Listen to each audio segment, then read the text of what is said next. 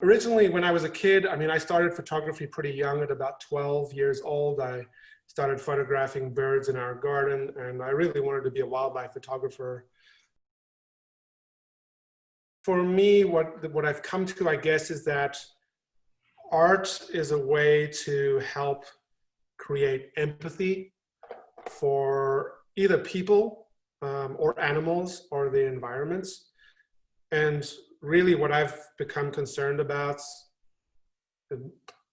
completely, I guess, is the earth and the animals that live on the earth, and that, you know, we're destroying the place where they live.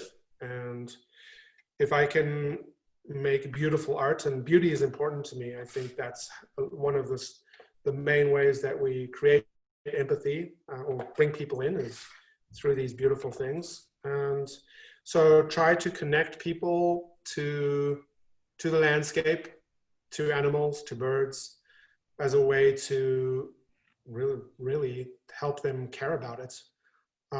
Many of the places I'm very privileged to visit, most people will never get there. They'll never see those places. And so I think, you know, it is an artist's role to sort of be outside of our culture, outside looking in and seeing, you know, what's happening and try to comment on it. So people have knowledge of that. And the thing that I'm trying to bring knowledge of is the changing planet, changing environments, and to help people care about it. I've been focusing on geographic areas around the world where the landscape is changing fairly rapidly, dramatically. So I've been photographing tropical glaciers, which are, you know, glaciers on mountains around or close to the equator, and they are melting most rapidly because of their proximity to the equator and the increased warming there. They are helped by elevation. They're usually at very high elevations.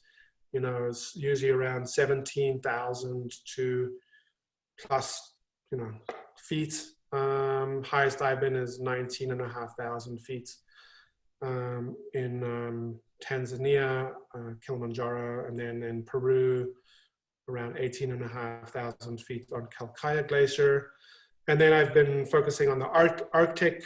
The Arctic's warming 2 to 3 times faster than other places. So last year I was in Svalbard and on Baffin Island, and before that I was in Iceland, Faroe Islands, and then in 2019 November I was in Antarctica on an NSF Antarctic Artists and Writers Program grant. That's the most recent thing I've done. In the Naturalists of the Long Now series, you collaborate with scientists on your work. Can you talk about what that process looks like and what the purpose of that work is? One of the things that I sort of realized was that taking photographs of a melting glacier, at some point, the photograph is just another melting glacier. And it's beautiful and it's tragic and whatever, but it doesn't really tell us anything about anything. So I felt like there was a limitation to photography and the story that I didn't know because I wasn't a scientist. I didn't know what was going on. So the process looks like I go to a place. So I went to Kilimanjaro with a glacier scientist, Douglas Hardy, who's a researcher at UMass, University of Massachusetts. Climbed the mountain with him. It was his 19th time up the mountain. I visit the site where he does all his research, and he has these weather stations up there, and he climbs the mountain every year to go download the data from the weather stations that he can't get from SAT because it's high def data.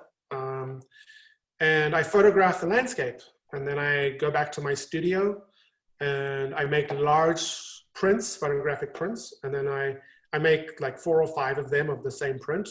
I put them in a tube and I ship them to Doug. And we have a conversation about, you know, the image and specifically what my idea is. And my idea is thinking about deep time, trying to get humanity to think about sort of paleoclimatology, you know, our distant past has looked like and what it might look like and what the climate might look like in the future, what Earth might look like in the future, as a way to get humans to contemplate, 10,000 years from now instead of just tomorrow or today.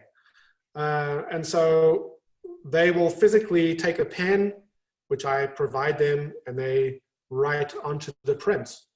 And we make these sort of unique artworks. The scientist keeps one, I keep one, and then I exhibit them, talk about them in environments like this. And yeah, I mean, this last semester, I think I did 3 or 4 Zoom talks to different universities with students, engaging the ideas about this.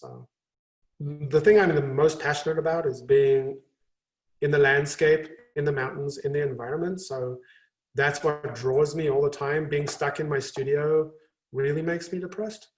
I'm absolutely happy as a clam climbing a mountain, and gives me great joy. And I hope to try to bring that joy to other people a little bit.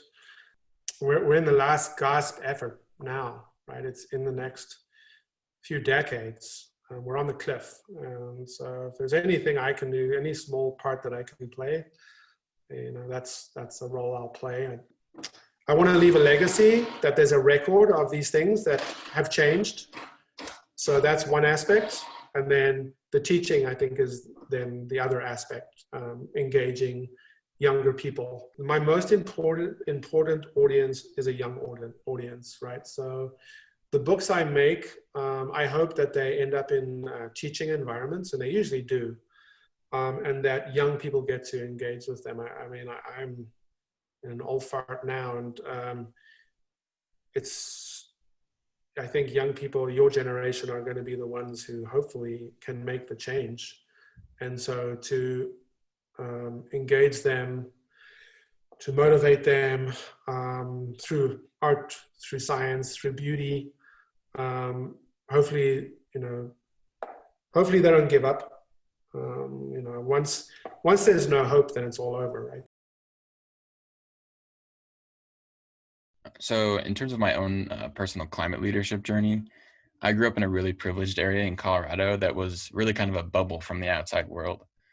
For me, college has been an opportunity to seek out knowledge and people and experiences that broaden my perspective. And over time, the realization that climate change is an existential threat to our planet and its people has become increasingly urgent. I think something that I'm not alone in struggling with when it comes to climate change is the feeling of helplessness that comes with the size of the issue. But something that I have learned through personal experience and that has been reaffirmed by the speakers that we listen to is that starting somewhere and taking action is a great way to get rid of that helplessness. I've also learned that the complexity of the climate crisis presents an awesome opportunity and demand for collaboration, which is exemplified really well in Ian Van Coller's work, as well as that of many of our speakers. I think that gives us some really strong guidelines for how we can address the climate crisis effectively and urgently.